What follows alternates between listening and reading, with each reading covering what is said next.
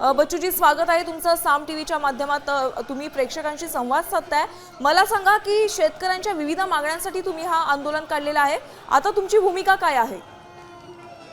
आता जाम झाला आहे आणि तेव्हा आम्हाला जीव घालायला तयार नाही आहे. त्यांना आहे तिथंच आम्ही जाम करू.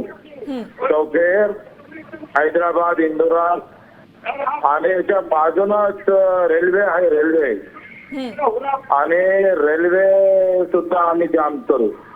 बरं, तुम्हाला बैठकीसाठी देखील निमंत्रण आलेलं होतं. बावनकुळेंच्या माध्यमातून फडणवीसांनी बोलवलेलं होतं. तुम्ही ते बैठकीचं निमंत्रण देखील नाकारलेलं आहे.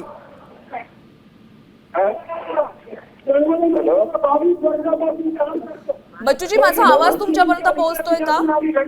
हा, पोहोचतोय. बोला. बरं, तुम्हाला मुख्यमंत्र्यांनी बैठकीसाठी निमंत्रण दिलेलं होतं, ते तुम्ही निमंत्रण देखील नाकारले. बोलावलं होतं. आज आंदोलन आज कसं जातो आणि तुम्ही सांगा बरं. तुम्ही असते तरी गेले असते का? एवढ्या लोकांना कोण सांभाळलं असतं? त्याचा हेतू काय होता? आज बैठक बोलावता. बैठकीची गरज काय? निर्णय घ्या ना तुम्ही. निर्णय घ्या, मला सांगा.